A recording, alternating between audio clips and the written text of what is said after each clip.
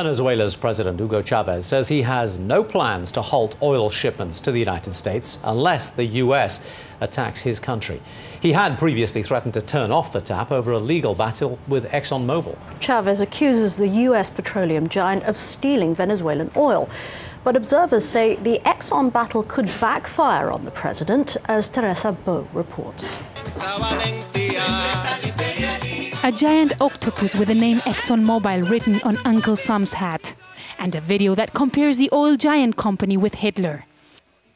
These ads are how Venezuela state television has been portraying the American corporation.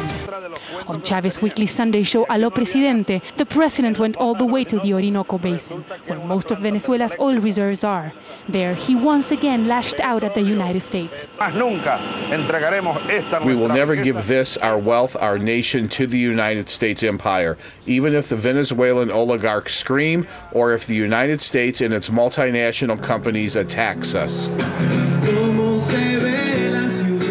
Last week's announcement that Venezuela was cutting off commercial relations with Exxon was applauded among his followers, who marched to show their support.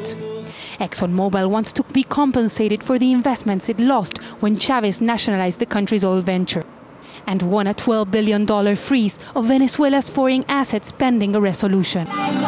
They want to put Venezuela in a difficult position. Venezuela is not a president, it's not a government. It's a country that won't kneel in front of tyranny.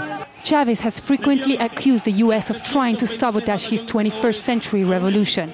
But this time he has a tangible example of a clash between the United States and Venezuelan interests. 65% of Venezuela's oil exports come from sales to the United States, and oil here funds food, health and education programs. In fact, it funds the revolution itself. Although Exxon represents only 8% of the country's exports, analysts say that the ongoing dispute might scare other investors away, risking Chavez's popularity at home by forcing him to curb spending on social programs. Even if Exxon is not that important for our exports, Venezuela would be hurt much more than anyone if it were to stop selling oil to the U.S. in general. The United States could replace Venezuela fast, but for us, it would be more complicated. But on his Sunday talk show, Chavez reassured his country about Venezuela's move. This area was occupied by Exxon, the one that now is attacking Venezuela as the lead of American imperialism that pretends to own the whole world. Here, they failed.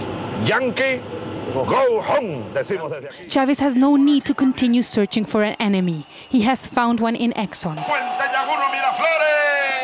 A confrontation that arrived at a convenient time so it can be used to reinforce his popularity at home. Teresa, Al Jazeera, Caracas.